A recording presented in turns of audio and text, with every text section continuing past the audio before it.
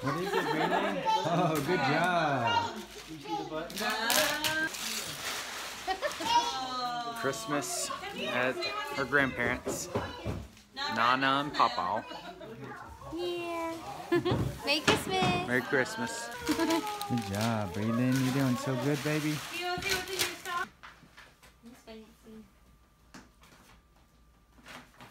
So we're putting together her princess kitchen, and she's been helping us with the instructions. Welcome to Wayne's World. My life, my rules.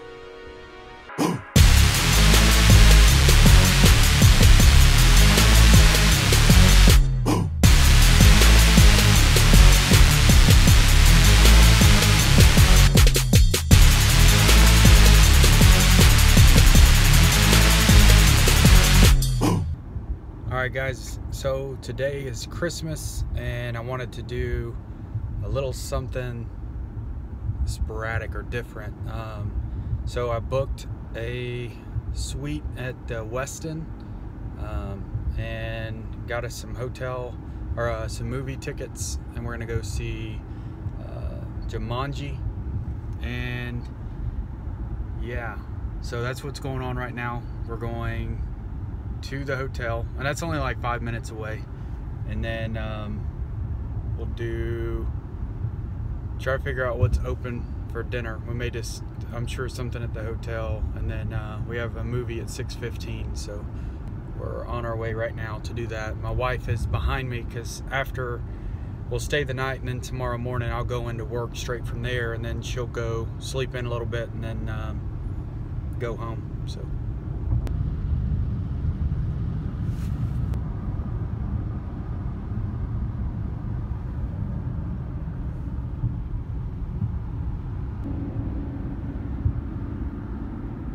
thank Princess.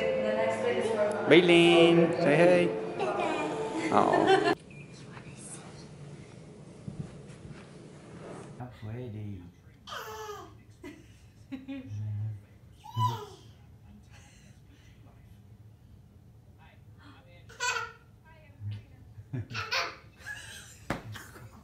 Oh, give it kisses. That was cute. So we just had dinner at the Scene and just got back to the hotel. Breland's pretty busy kissing herself in the mirror, and we're getting ready for our movie, which will be in about an hour. So you having fun, Bo? I am. Real fun. A lot of fun. Hey, Brayden, are you done?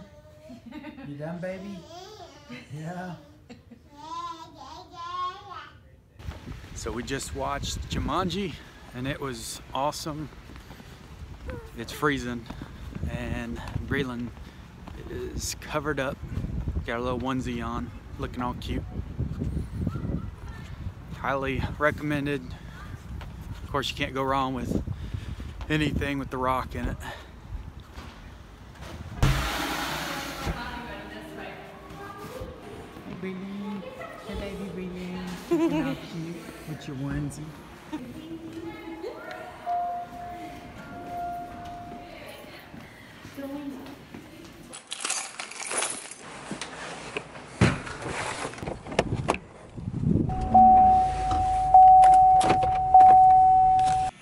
So I got the general manager of Bridge Street coming in about 30 minutes. So a few months ago, I guess it was back in like April of this past year, we were looking at opening our first retail store at Bridge Street, and we decided not to move forward at that time. I guess some of their management staff was transitioning. Their main person had left and moved down to Florida, and they were in a transition period. And so what happened is we kind of got tossed to the side. We picked out numerous locations, committed to one, and by the time we even got to a final contract, they'd already moved us, well, to two different locations. So that would have been the third location. And so I didn't like the way things were going from the beginning. So we decided not to move forward, and I made it very clear that I didn't like to be just a pawn, somebody that they can just move around anytime they want. And that was like before we even got started, so imagine if I would have moved forward. So I wanted to set kind of that tone right off the bat. And so now we're looking at this again, and they have somebody new in, and so I'm glad somebody has that role that's permanent, and hopefully we can make something work. But if everything goes well, we may have our first retail store, Redline Decor, early, maybe spring of 2018, so stay tuned.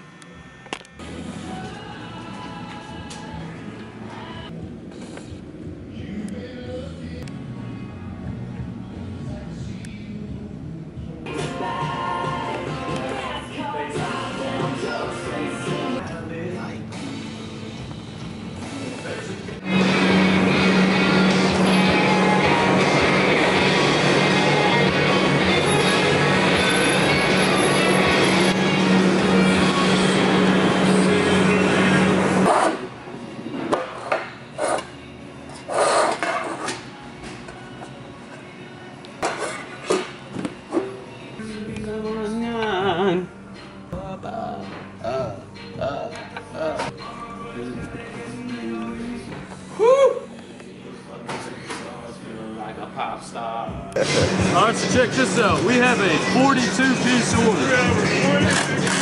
42-piece order. There's no way that's spending $1 splitting this thing up into like 5 different shipments of 9. Should be interesting.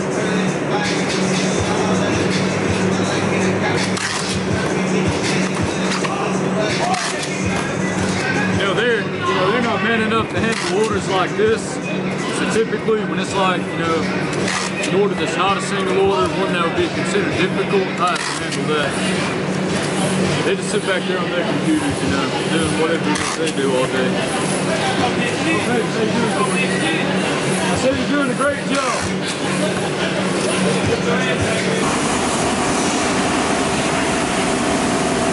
I'm going insane in the office.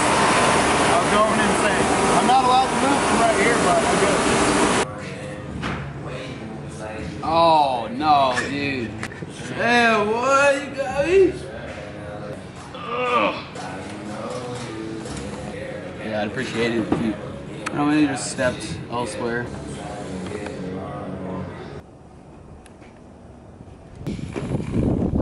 For everybody else. Yeah. Liquid crack. It's a lot of shit. A lot of shit.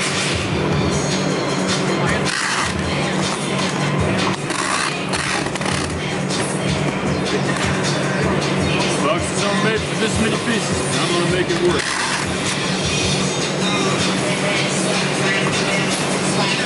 Dude, while it's working, kind of like life, man. It'll throw some shit at you sometimes. Got it. When you can knock out trees like I can, you can get you a bubba. See that?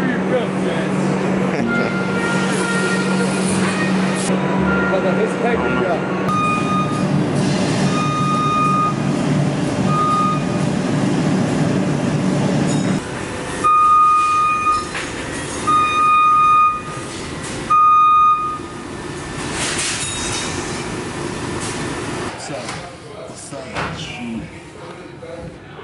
What I did today was I did kind of a cleanup, went through, kind of got a baseline for some of our non-common stock item monograms, so like the anchor, which I drew something just to make sure. We have another one that's a starboard, and people get it confused pretty easily. Went through, made a fulfillment report that shows like every letter, every color variant, and every size. So we have it available from 18 inches to 36 inches. So I created like a master list so that they know for 18-inch black, we have 4 of them that we need to make. And so now what we'll do is we'll cut all of these as stock inventory, and then what we'll do is a 10% overage to account for any mistakes or something that doesn't pass QC, and then make sure it gets colored or powder coated the right way. And so we do this from time to time, which is just like a traditional clean out.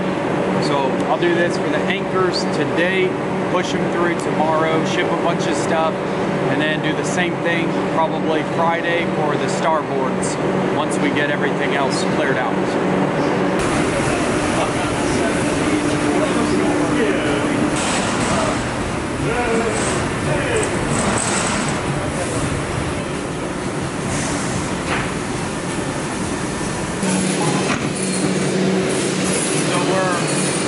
Moving some pallets. We're making room for all three colors. You have your black, rust, and stainless.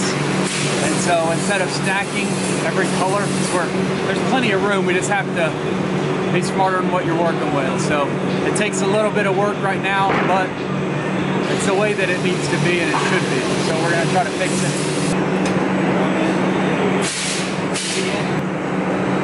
No.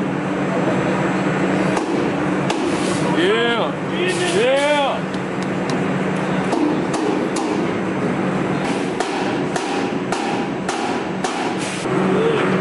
Yep. Money.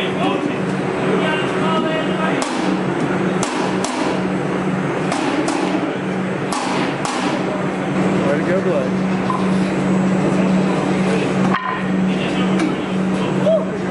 Be smooth. He just had to blow up on it. Totally boss. Well, if you weren't a bitch, you could hide first off. I think we're both.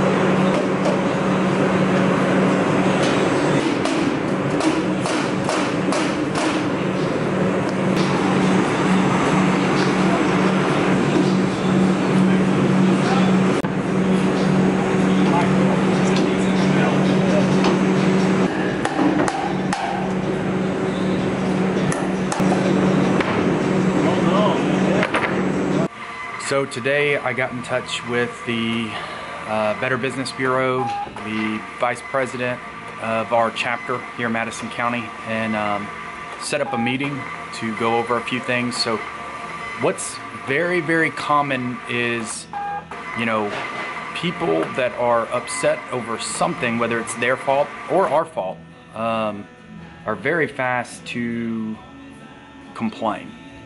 So right now, it looks on the Better Business Bureau that it's a lot worse than what it is. You know, we have like 155 total either positive or negative or neutral. There's a lot more negative than there is positive. And I think it's around like 90 of those 155 are negative. Now, out of those 90 that are negative, we're gonna go through and audit what is actually our fault, and we'll take full responsibility and try to reconcile it with the customers. Now, majority of the times, the customers just have zero patience. Most of them complain over the lead times, the manufacturing lead times, and we post everything on our website at a 6-week average, and in some cases 8 weeks. Very rarely are we beyond that. Now, that's not because of the lack of effort. We run 7 days, 24 hours per day manufacturing. You know, at the end of the day, we're a 18-month-old e-commerce, and we're waiting for equipment to come in. I've already bought it. It just takes time. And so these are part of those growth pains. I say all that to say that, you know, we have close to 200,000 customers now, or orders. So 200,000 orders, and out of those, there's only 90 people that's claimed, you know, a negative experience with the Better Business Bureau. So not even a fraction of a percentage, but to the perspective of general public is, you know, this is a C+ rating. That's what we are right now. And I feel like it can be misconstrued very easily, because those that have positive experiences, which that's 95%, they don't do anything over and beyond that. They're not going to go and leave a positive. And I understand it, because for me, I'm not going to go, if I order something online, like, and I receive it, good. I expected it. I was hoping that, you know, I saw it online, I liked it. I'm not going to go over and beyond that. Now, if the company goes over and beyond, potentially, but I don't think to go and leave a positive experience on the Better Business Bureau. All I think of is the negative. So that's some of the hurdles that we're trying to overcome right now, is to be as compliant as possible and to be as transparent. So they're going to come in and we're going to discuss what's going on with us as a company. And I set this up. And hopefully we can make sure everything's communicated appropriately. Our terms and conditions is written the way it should. And we can both, I guess, learn from that. They can understand our business model. And just from talking on the phone, they seem to have a clear understanding, because they're a neutral party. At the end of the day, they look at it from a customer experience. Are we being a company that is doing the right thing, just having integrity behind what we're doing? And I'd like to say yes, but at the end of the day, that's for them to determine. And so we'll set that meeting up for early next week, and hopefully we can get some good pointers and move forward in a positive direction. At the end of the day, we want it to be a good experience for the customers. And yeah, so I'm excited. I'm actually excited for this meeting, because that's one thing that we handle the best that we can, is these disputes on those claims, Better Business claims. So I look forward to next week when that happens, but you won't see it until season 3. So.